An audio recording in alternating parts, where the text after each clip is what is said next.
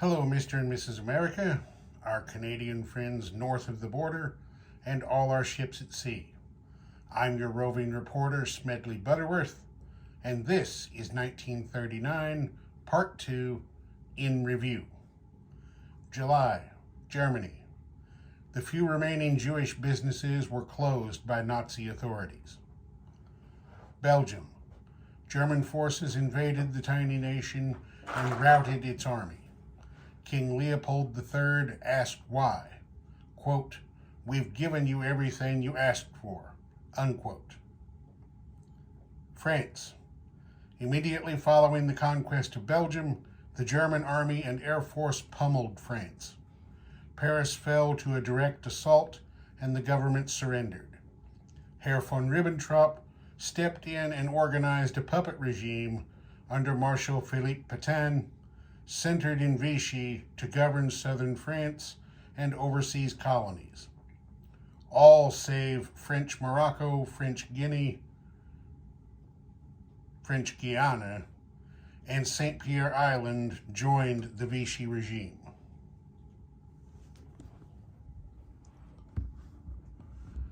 French Morocco. In a transoceanic broadcast, General Charles de Gaulle proclaimed himself political and military leader for all Free French forces and citizens.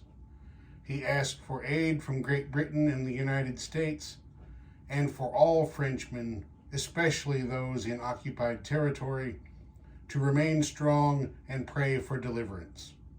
Vive la France!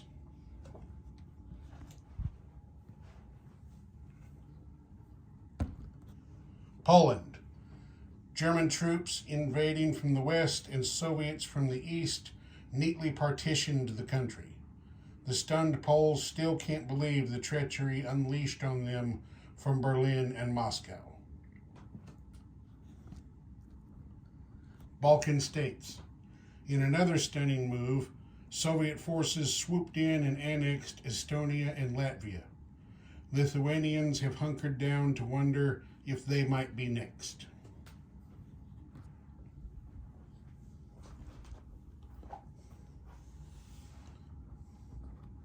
Italy.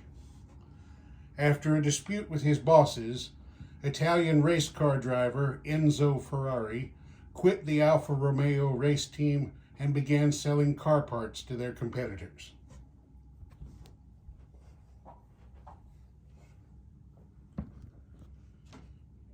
Germany, August. The Heinkel HE-178 became the first turbojet aircraft to fly. Finland. The Soviet Army and Air Force attacked the border province of Viipuri. After a quick victory, Comrade Molotov negotiated a rapid peace treaty to prevent other European nations from trying to intervene. With little choice beyond annihilation, the Finns accepted.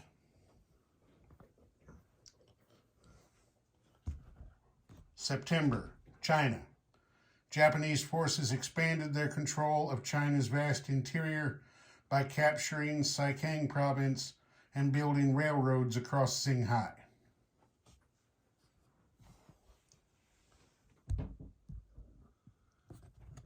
South Pacific. Emperor Hirohito next cast his gaze south to the resource-rich Money Islands.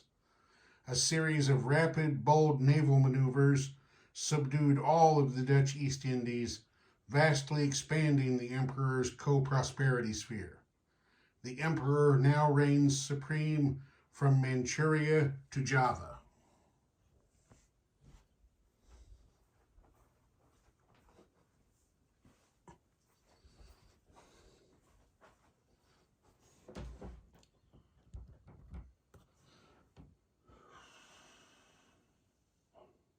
October, Washington, D.C.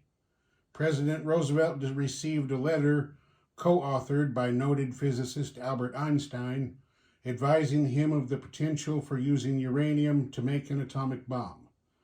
Roosevelt immediately formed the U.S. Advisory Committee on Uranium with a mandate to conduct neutron experiments.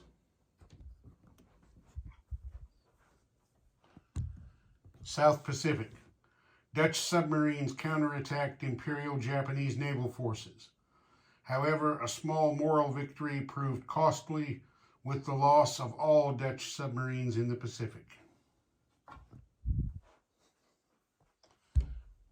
Atlantic. The Royal Navy abruptly evacuated the Mediterranean Sea and redeployed to the Atlantic. At the same time, a light carrier force moved from the Indian Ocean into the South Atlantic. The Admiralty also ordered the home fleet to shuffle its ships in the North Atlantic. November, Africa. Italian reinforcements arrived in Tobruk in Abyssinia, while Army HQ called up reservists to garrison Sardinia.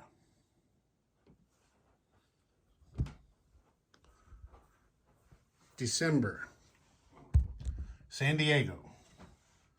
The consolidated B-24 Liberator flew for the first time.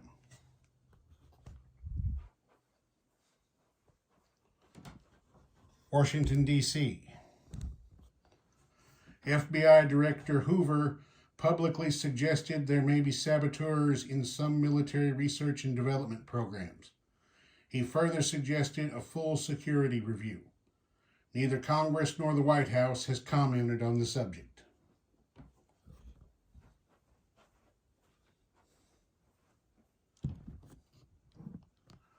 London.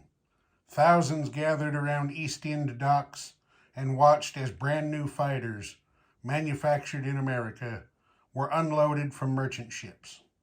Both the Prime Minister and His Majesty cabled President Roosevelt with thanks. And there you have it, 1939, Part 2, in review. Thank you, and good night.